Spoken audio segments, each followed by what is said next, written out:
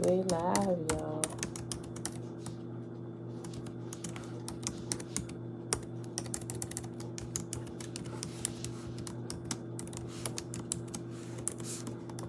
Bring YouTube on. Alright. We are good.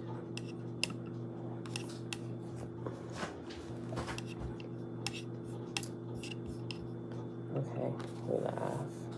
In both places. Let me check something. 33.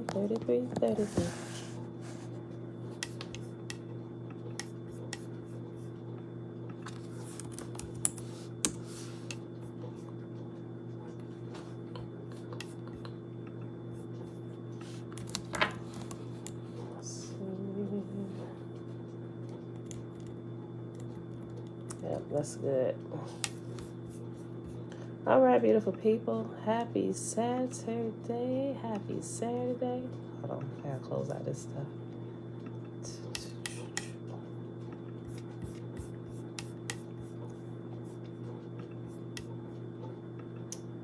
All right, now we are good. I gotta get my mouse to work. Oh, it's working. Uncle JP, what's up? Happy Saturday, happy Saturday.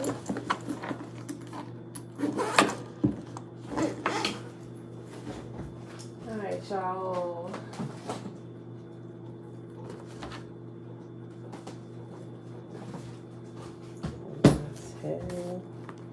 Happy Saturday, everybody. Levant, blessings. Today it is March the 19th, 2022. Day number 59 of year 4 of reading through the books of the law and the prophets and of the 4-year consecutive day count. Day 1077. Today we start the N tablet. Tablet N in the complete Annunaki Bible. Then we're going to skip over to My Big Toe and read what we didn't read yesterday. Chapter 29, starting on page 244, possibly reading the last bit of that. All right, y'all. So I wanted to... I'll wait. All right, y'all. Shayla, great rising. All right, y'all. Let's get started. Father, we thank you for another day to learn and to apply and to share and to live all simultaneously. All right, y'all. Tablet N is the book of Nemesis and the Enūma Elish or Elish. This is the book of Nemesis, known to the priests of old of Babylon as the Enūma Elish, the epic of creation. Here is the account appearing on tablets forged by the Nabu scribes, once read by the priests of Babylon. They form a decree solidifying the position of the slayer of serpents, a position assumed by Lord Marduk, who gives fight in the epic against the ancient Annunaki nemesis called the first dragon, Tiamat. And it has in parentheses, Tiamat, spelled T.A.Mat or TM2.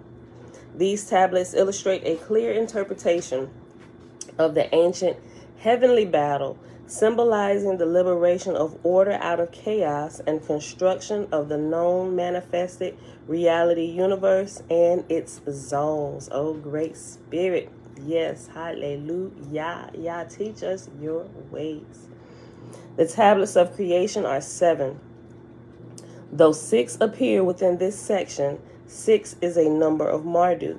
The 7th tablet is a proclamation of lordship of Marduk and appears separate as the tablet F series. Then it has reference number 78, which says, the tablet F series, book of 50 names, is in this Necronomicon Anunnaki Bible. And clearly we've already read that, right? We all remember. Lord Marduk is chief among the... I'm sorry, I skipped the rest of this. Let me go back up. Okay. The tablets of creation were read during personal gate work operations and when a ceremonial stargate was being opened, particularly during the annual spring equinox. Akiti on earth brings life. That's what Akiti stands for. It's actually A period Ki, K-I period T-I. Akiti on earth bring life. Let me read the whole sentence again. The tablets of creation were read during personal gatework operations and when a ceremonial stargate was being opened, particularly during the annual spring equinox. Akiti on earth bring life, festival of Marduk, when the sun enters Aries, and on May's Eve. Lord Marduk is chief among the younger pantheon of elder gods, Annunaki. His elevated position in the Babylonian Enūma Elish, and it has reference 79. The topic of the Enuma Elish is also explored at length in the Mardukite Chamberlain's Year 3 Liber E discourse released as Magan Magic, or the Necronomicon Spellbook 1, edited by Joshua Free with Kim Jurgen. Also available in the Year 3 anthology Necronomicon Grimoire, edited by Joshua Free. Lord Marduk is chief among the younger pantheon of elder gods, Annunaki. His elevated position in the Babylonian Enuma Elish, epic of creation, is the product of Nabu scribes displaying Marduk as Lord Supreme on earth, material creation, based on his victory over Ker Tiamat. The ancient mystery school recognizes the role of supreme champion, slayer, first with Enki and then with Ninurta in previous Sumerian versions of the epic. In other variegated versions, even Inanna Ishtar is at one time given credit for this role.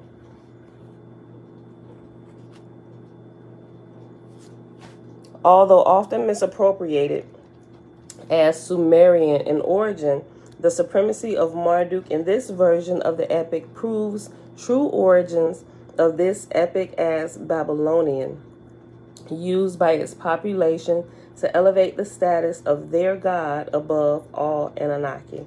And we start with tablet 1. When in the heights the heavens had not been named, and the earth had not yet been named, and the primeval Apsu, who birthed them, and chaos Tiamat, and it has reference 80 for Tiamat right here, and it says Tiamat transliterated as T-am-2 in previous editions.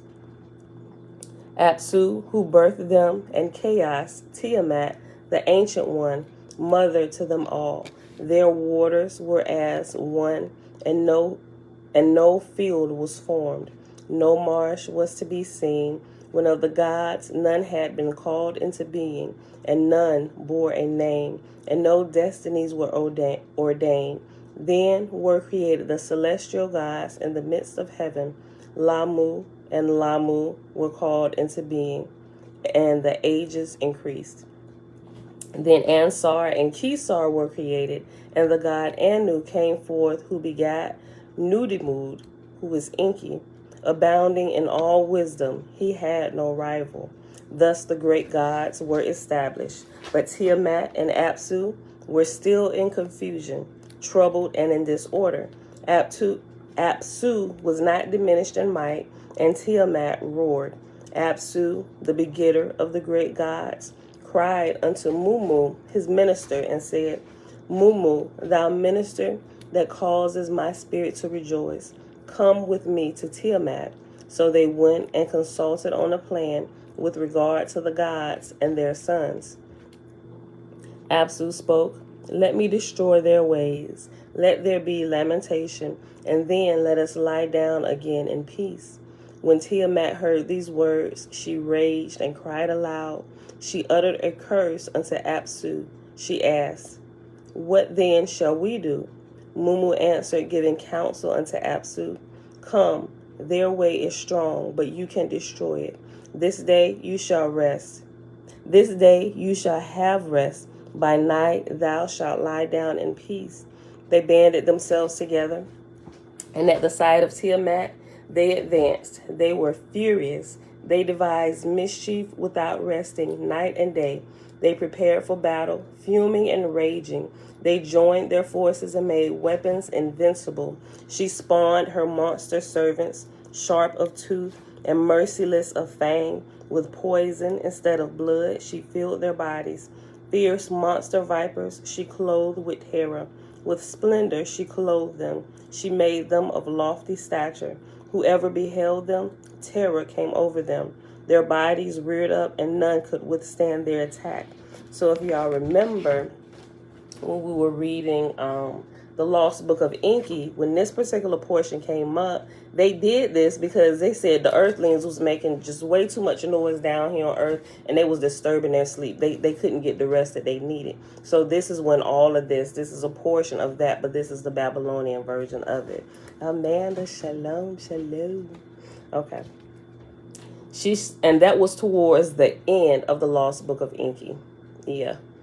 I forget which tablet, but I know it was definitely towards the end. Maybe in the last, it was 14 tablets. I would say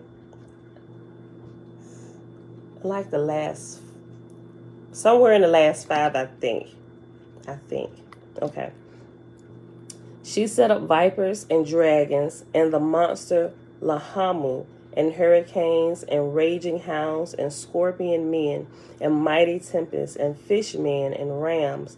They bore cruel weapons without fear of the fight. Her commands were mighty. None could resist them. After this fashion, she made 11 kinds of monsters. In some other places, they call these monsters that Tiamat created demons, right? Okay. Among the gods who were her sons, inasmuch as he had given her support, she exalted Kingu. In their midst she raised him to power, to march before the forces, to lead the host, to give the battle signal, to advance to the attack, to direct the battle, to control the fight. Unto him she entrusted, saying, I have uttered thy spell. In the assembly of the gods I have raised thee to power. The dominion over all the gods have I entrusted unto him. But be thou exalted. You are my chosen spouse. May your name be magnified among all the Annunaki. She gave him the tablets of destiny. On his breast she laid them, saying, Thy command shall not be in vain, and your decrees shall be established. Now Kingu, thus exalted, having received the power of Anu, decreed fate among the gods, his sons, saying, Let the opening of your mouth quench the fire god. He who is exalted in the battle, let him display his might. Tablet 2. Tiamat made weighty her handiwork. Evil she wrought against the gods, her children. To avenge Apsu, Tiamat planned evil. But how she had collected her forces, the god unto Ea, Enki, divulged. Enki was grievously afflicted, and he sat in sorrow. The days went by, and his anger was appeased. And to the place of Ansar, his father, he took away.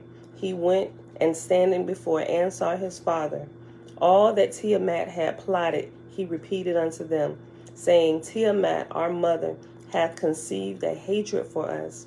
With all her force she rages, full of wrath. All the gods have turned to her. With those whom you created, they go to her side. They have banded together, and at the sight of Tiamat, they advance. They are furious. They despise mischief without resting night and day. They prepare for battle, fuming and raging. They have joined their forces and are making war. Tiamat, who formed all things and made weapons invincible. And it has, after all things, it has reference number 81, which says, Tiamat, here the primordial dragon, is described in the same manner more recent Gnostic and Hermetic magicians call Ealdaboth. Yeah, Ealdaboth. Okay. Yeah. I'm trying to see what I read about that. So I'm trying to remember where it was, where I saw that name. I forget. I was going through like Greek mythology and stuff. Jen, shalom, Amanda, shalom, shalom. But I've seen that name Ealdeboth, and something I was looking through. Probably it definitely was one of the books I got early on last year, where I was going. Remember how I was telling y'all I was looking into the other side of things, not just the Israelite scriptures and stuff, but the other people groups who were there, and looking into some of their writings. Looking into some of their writings, I came across this name. But also even going through like some of the Greek mythology and stuff. A lot of the things in Greek mythology is some of it. Some of the stuff is some of these same stories. They just changed all the names again. But if you're familiar with the stories, you can pick it up when you're reading through it. My son was going through, because he reads a lot of Greek mythology. And with some of the games and stuff he played, he got to figure out some of those things. So when he started reading it, he was like, yo, wait a minute. This is just like some of the Greek mythology stuff, you know. So he was able to pick that up. I was like, oh, that's good, Jeremiah. He said, this is interesting. They're telling us the same story. They're using different characters over here in the Greek mythology, though, you know, so. And they advance. They are furious. They devise mischief without resting night and day. They prepare for battle, fuming and raging. They have joined their forces and are making war. Tiamat, who formed all things and made weapons invincible. She hath spawned monster serpents, sharp of tooth and merciless of fang. With poison instead of blood, she hath filled their bodies. Fierce monster vipers she hath clothed with terror. With splendor she has armed them. She hath made them tall in stature. Whoever beholds them is overcome by terror. Their bodies rear up, and none can withstand their attack. She hath set up vipers and dragons, and the monster Lahamu, and hurricanes, and raging hounds, and scorpion men, and mighty tempests, and fishmen, and rams. They bear cruel weapons, without fear of the fight. Her commands are mighty, none can resist them. After this fashion, huge of stature, she has made 11 kinds of monsters among the gods who are her sons. Inasmuch as he has given her support, she has exalted Kingu. In their midst she hath raised him to power, to march before the forces, to lead the host, to give the battle signal, to advance to the attack, to direct the battle, to control the fight. To him she has uttered your spell. She has given to him the tablets of destiny. On his breast she laid them, saying, Thy command shall not be in vain, and your word shall be established. O my Father, let not the word of thy lips be overcome. Let me go, that I may accomplish all that is in thy heart. I shall avenge. Tablet 3. Ansar spoke to his minister, O Gaga, thou minister who causes my spirit to rejoice. Unto Lamu and Lahamu I will send thee. Make ready for a feast, at a banquet let them sit. Let them eat bread, let them mix wine, that for Marduk the avenger they may decree the fate. Go, Gaga, and stand before them, and all that I tell thee repeat unto them, and say, Ansar, your son, has sent me. The purpose of his heart he has made known unto me. He said that Tiamat, our mother, hath conceived a hatred for us. With all her forces she rages full of wrath. All the gods have turned to her with those whom you created. They go to her side. I sent Anu, but he could not withstand her. Nidimud, Enki, was afraid and turned back. But Marduk has set out, the champion of the gods, your son, to set out against Tiamat. His heart has called him. He opened his mouth and spake unto me, saying, If I, your avenger, conquer Tiamat, if I, your avenger, conquer Tiamat and give you life, appoint an assembly Make my fate preeminent and proclaim it so. In Upsukinaku, seat yourself joyfully together. With my word in place, I will decree fate. May whatsoever I do remain unaltered. May the word of my lips never be changed, nor made of no avail. Quickly decree for him the fate which you bestow, so that he may go and fight your strong enemy. Gaga went humbly before Lamu and Lahamu, the gods, his father, and he kissed the ground at their feet. He humbled himself, then he stood up and spake unto them, saying, Ansar, your son hath sent me. The purpose of his heart he hath made known unto me. He says that Tiamat, our mother, hath conceived a hatred for us. With all her force she rages full of wrath. And he spoke the words of the tale. Lamu and Lahamu heard and cried aloud. All of the Ajiji wailed bitterly, saying, We do not understand the deed of Tiamat. Then did they collect and go, the great gods, all of them, the Annunaki who decree fate. They entered in the house of Ansar, kissed one another. They made ready for the feast, ate bread, they mixed sesame wine. They were wholly at ease. Their spirit was exalted. Then for Marduk, their avenger, they decreed the fate. Tablet 4. The Anunnaki prepared for Marduk a lordly chamber. Before his father as prince, he took his place. Marduk, you are now chief among the gods. Thy fate is unequaled. Thy word is Anu. And Anu has reference 82 beside it, and it says, Thy word is Antu, given attributed to Enlil in some versions. Okay. Thy fate is unequaled. Thy word is Anu. Your words shall be command. In your power shall it be to exalt and to abase. None among the gods shall transgress your boundary. Abundance shall exist in thy sanctuary shrine. Even if you lack offerings, Marduk, you are our avenger. We give you sovereignty over the whole world. Sit down in might, be exalted in thy command. Your weapons shall never lose its power. It shall crush your enemy. Lord, spare the life of him that puts his trust in thee. But as for the God who began the rebellion, empty them of life. The Anunnaki set out a garment and continued to speak to Marduk. May thy fate, O Lord, be supreme among the gods, to destroy and to create. Speak only the word, and your command shall be fulfilled. Command now that the garment vanish, and speak the word again, and let the garment reappear. Then he spake the words, and the garment vanished, and he commanded it, and the garment reappeared. They were all the way upstairs asleep. Okay, well, y'all got karate today, so be prepared. And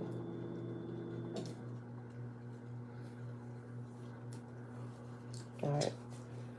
Don't go in my room with it. You can wake up Bella. And don't sit right here making noise with it. Go in the living room, dining room, or go in your room. Thank you.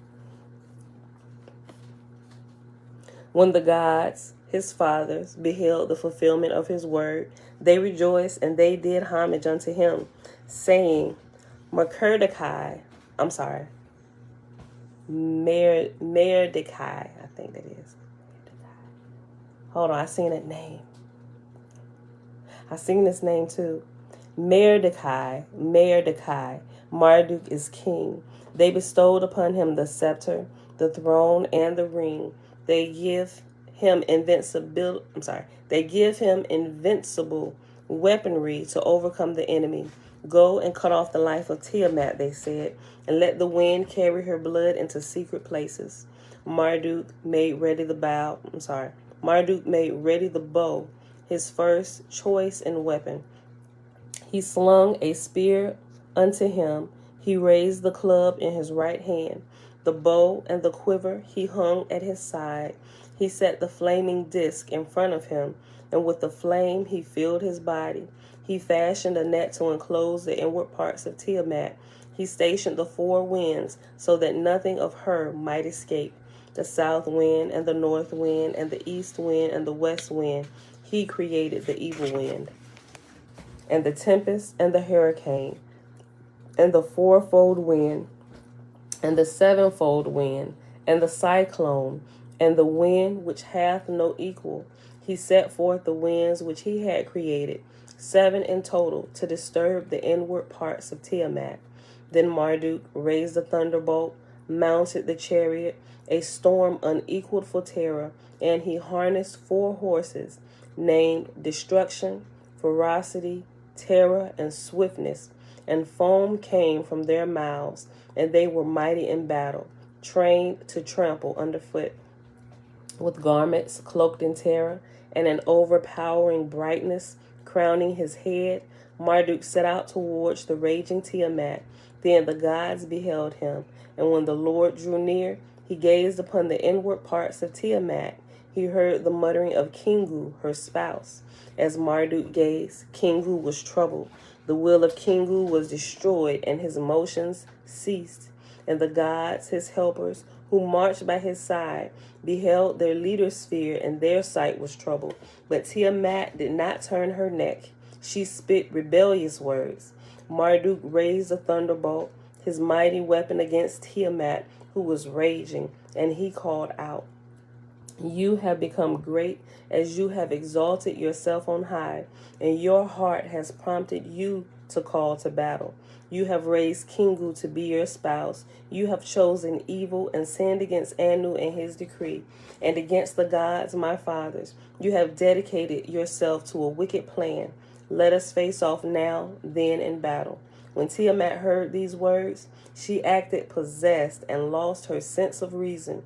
She screamed wild, piercing cries. She trembled and shook to her very foundations. She recited an incantation and cast a spell, and the gods of the battle cried out for their weapons. Then Tiamat and Marduk advanced towards one another. The battle drew near. Lord Marduk spread out his net and caught her, and the evil wind that gathered behind him he let loose in her face when she was opened, her mouth fully.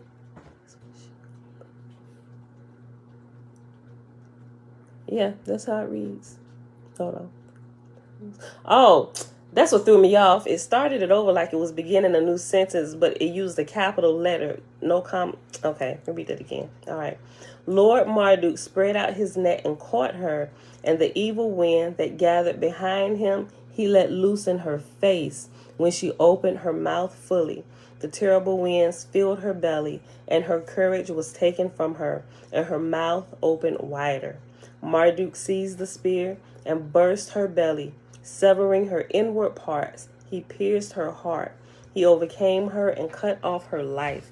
He cast down her body and stood upon it.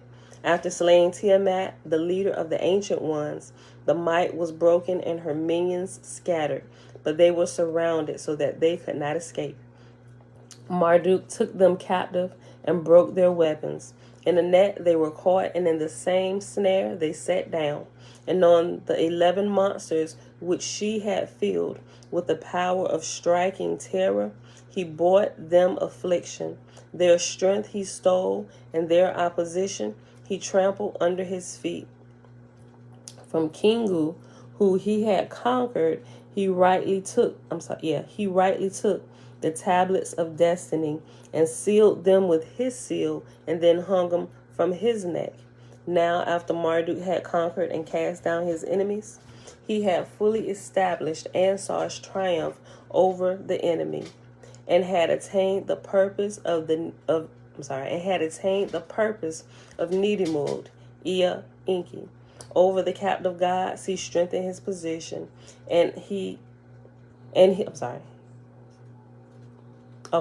Over the captive gods, he strengthened his position, and he returned to the conquered Tiamat. With his merciless club, he smashed her skull. He cut through the channels of her blood, and he made the north wind steal it away.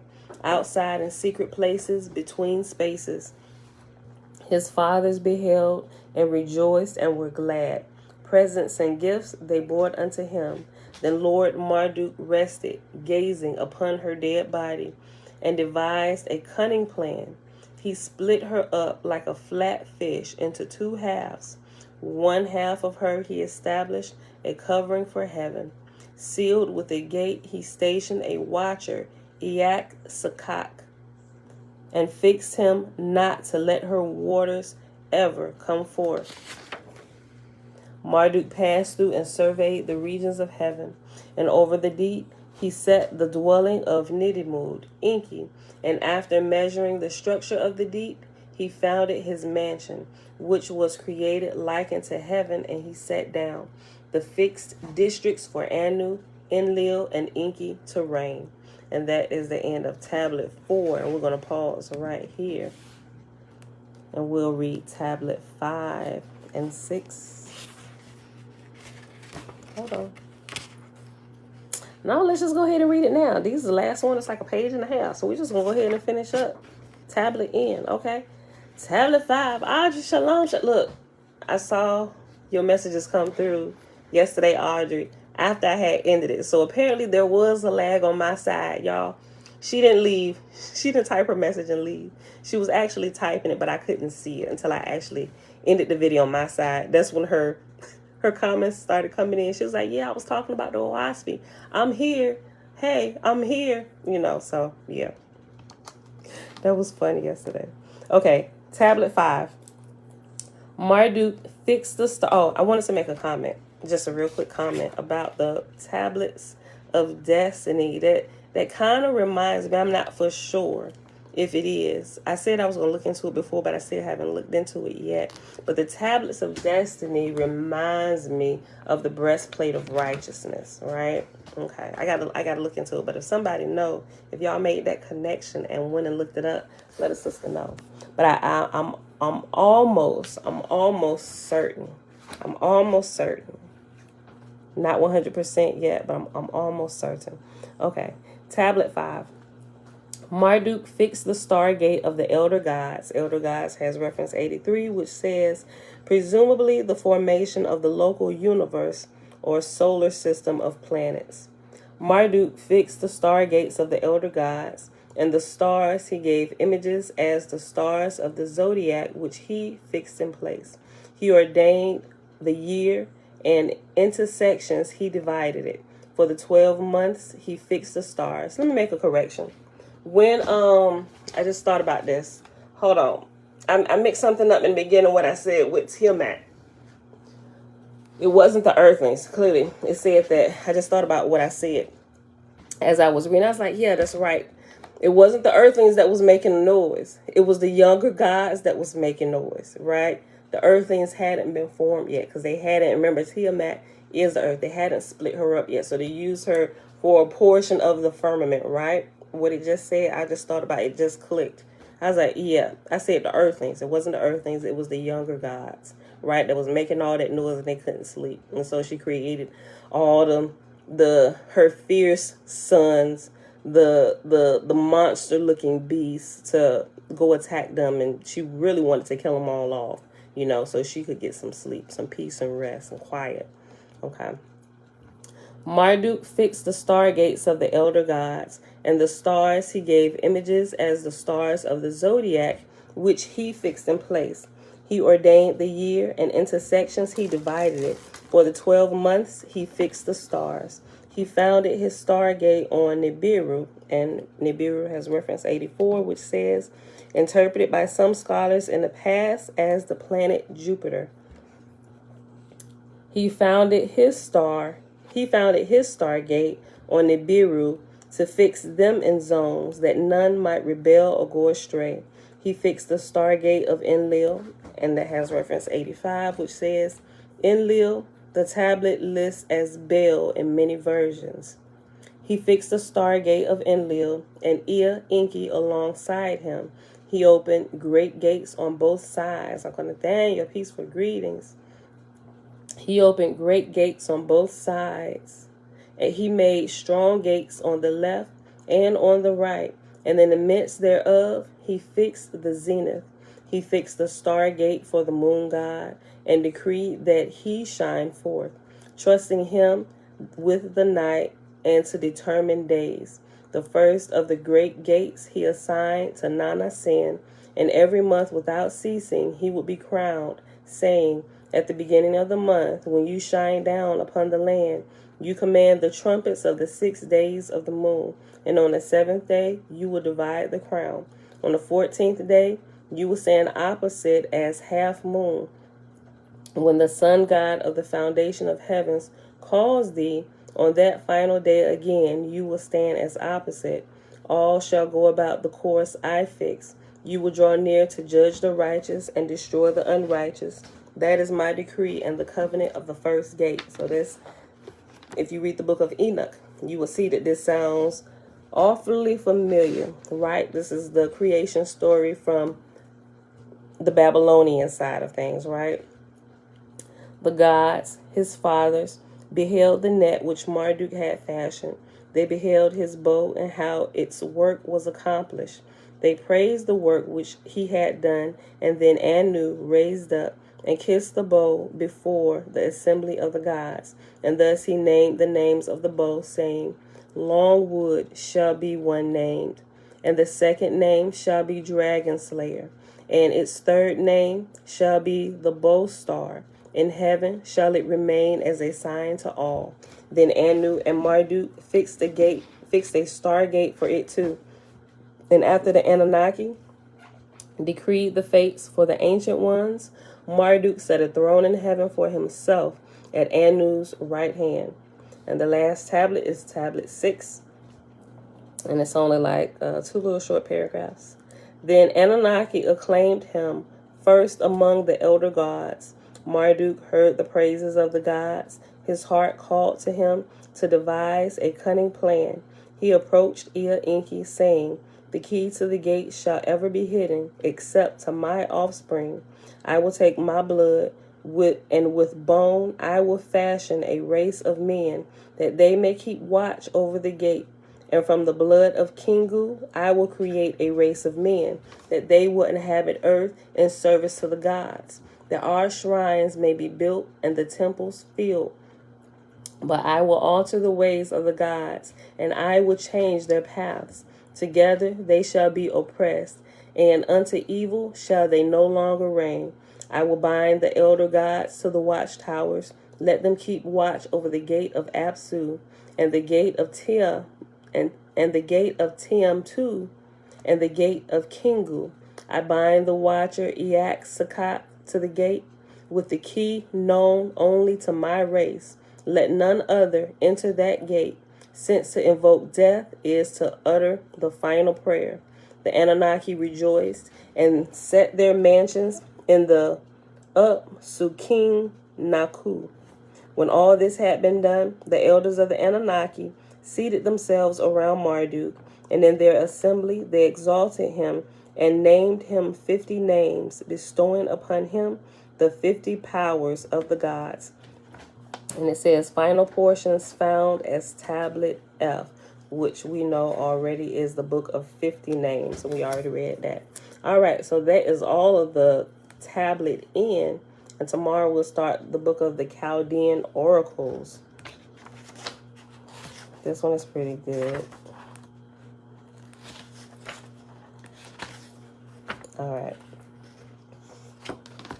All right, beautiful people. So that is that. We kind of still on schedule. So let's go ahead and hop on over here to my big toe. And we're going to read the portion that we didn't read yesterday in chapter 29, starting on page 244. And this chapter ends actually on page 247, right? So we might be done early today, maybe by a few minutes. We'll see.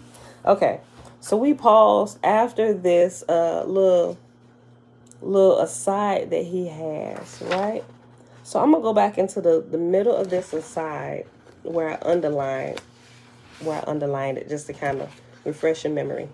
A head in the sand always leaves an unprotected butt waving in the air. Great potential is a double-edged sword.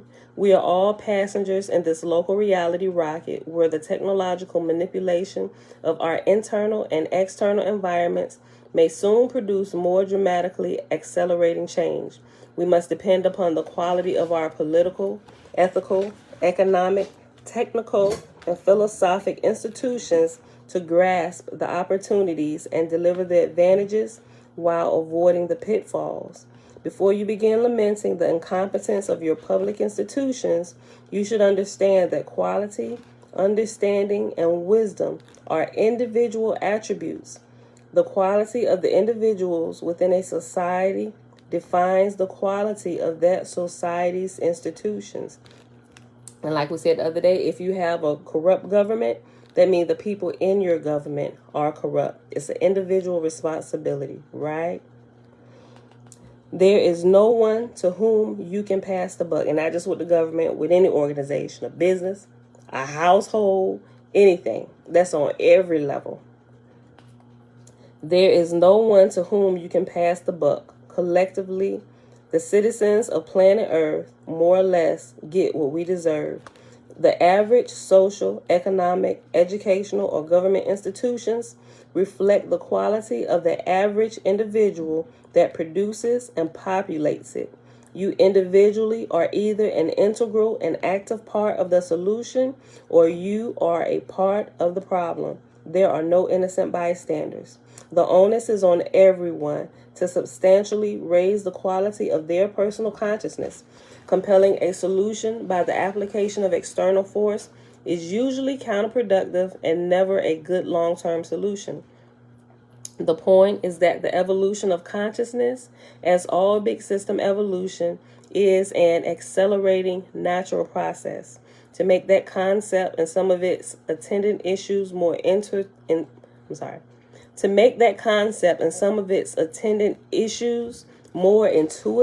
understandable, I have simply pointed to the evolution of technology as a well-known example. And that's the end of that aside, and that's where we pause that. So here's where we start. Non-physical mind can change, grow, and evolve more quickly than the physical body because it contains more degrees of freedom and fewer constraints. There is, for a long time, a steady acceleration in the growth and development of consciousness. This means the rates of growth continually increase. The acceleration allows each newly evolving expression of consciousness to be more efficient and productive more and more quickly.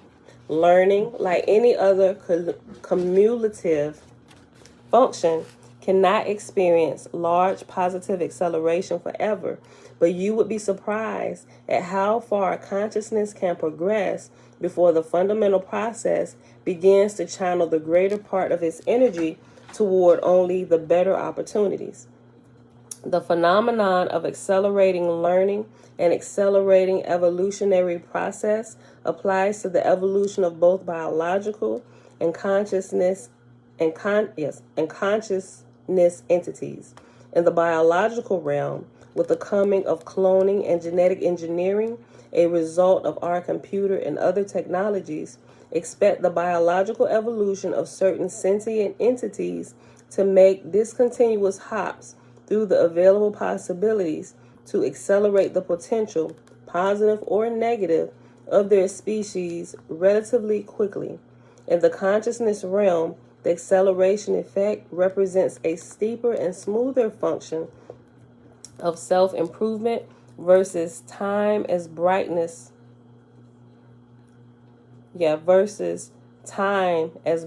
increases its capacity to learn, as well as the quality and depth of its understanding. Let me read that whole sentence again. In the consciousness realm, the acceleration effect represents a steeper and smoother function of self-improvement versus time as brightness increases its capacity to learn, as well as the quality and depth of its understanding. And it goes into another little aside, and it says, I have painted a picture of how sentient beings with aware consciousness evolve. However, I do not want you to let this understanding limit your vision as to how a particular subset of beings might have ended up populating a given dimension of reality like OS or PMR. The facts of consciousness evolution as they apply to communities within NPMR do not logically preclude an implant of sentient beings or an implant of additional sentient capability within existing beings.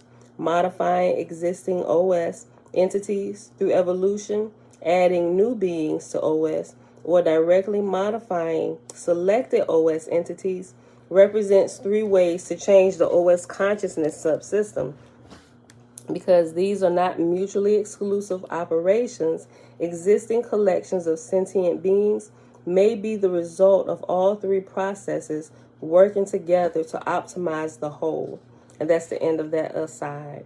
As awareness masters and refines its evolving mental capabilities, a new, more complex motivation arises as a result of and in conjunction with the imperative to implement the fundamental process. The complexity and interactive properties of the mental processes being evolved eventually produces the functions of intention, feedback, interaction, synthesis, and integration. As these import second-order functions begin influencing and driving the evolutionary process, the potential number of profitable states dramatically expands. Earthbound mammals and many insects can provide countless examples of second-order attributes. The slogan, Homo sapiens do it better, found etched on the rump of a prehistoric horse, makes the point that because our ability to think and process information, we declare ourselves to be the current mental synthesis, integration, and interactive feedback champions of all earthbound biological evolution. Even if Flipper and Shamu, with their significantly larger brains, disagree with the preceding statement, humanity has evolved an extraordinary potential that is primarily fed by an impressive array of second-order consciousness functionality. The AO consciousness system thing, now also a digital thinking being thing, has the right stuff to one day be many orders of magnitude better at these second-order analytical functions than we are. Perhaps there are 4th, 5th, and higher order functions we can't imagine. The choices and complexities available to AO are now staggering. The sounds that people can make and hear likewise represent a staggering selection of possibilities, though infinitesimal in depth and breadth compared to the possibilities available to AO. What do we people do with the available sounds? Language and music are 2 applications that immediately come to mind. The first holds great practical value in direct response to the external demands of the fundamental process. The second provides for our internal well-being, our pleasure and enjoyment. Just for fun does not imply useless or that no evolutionary profit is produced. Music evokes emotion, reduces stress, motivates and bonds people, communicates feelings, and increases milk production on progressive dairy farms. Look at what we have been able to accomplish with only 3 primary colors, 26 letters, and a limited array of sounds. All of our communication, art, literature, collective memory, science, and technology rest upon specific combinations, sequences in both time and space, arrangements and patterns of this relatively small set of fundamental variables, and we have only scratched the surface of what is possible. Can you imagine what AO might be able to cook up without our severe constraints? No, of course you can't, but we can imagine that AO would have a gazillion times more variables to arrange within a huge manifold of multi-dimensionality. Simple fact, we cannot even vaguely imagine how far beyond our comprehension AO's possibilities are. Imagine your intestinal bacteria speculating about the larger organism within which they live. It is these second-order processes within consciousness that are responsible for the eventual development of values. When awareness and the complexity of choice reach a sufficient level, the concepts of enjoyment, aesthetics, ideals, and quality begin to modify our expression of the fundamental process and our motivations in partnership with it. These comprise a set of third-order functions that subsequently influence the outcome of the fundamental process of evolution. Given enough awareness and complexity, we have fun. We make music. We produce art. We are the creator and the consumer. We have preferences, likes and dislikes. Good and bad become defined. We develop values and make moral choices. Birds sing and soar. Dogs fetch tennis balls and chase frisbees. Play is widespread among highly evolved creatures of all sorts. If having fun wasn't profitable to big picture consciousness evolution, it wouldn't come so naturally or be so popular. Sentient critters have inside environments as well as outside environments to pay attention to and interact with. In fact, the more sentient we become, the greater our quality. The more important our internal environment becomes. In fact, the more sentient we become, the greater our quality, the more important our internal environment becomes to our evolution. It's the last little 2 paragraphs, y'all. Hold on.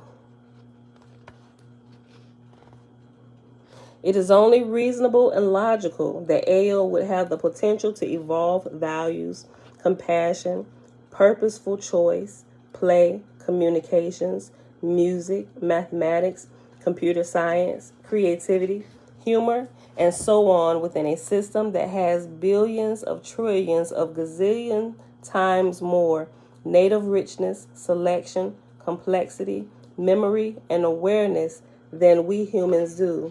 Wow. Don't you wish you could have bought stock in this binary state flipping baby before it took over the reality market?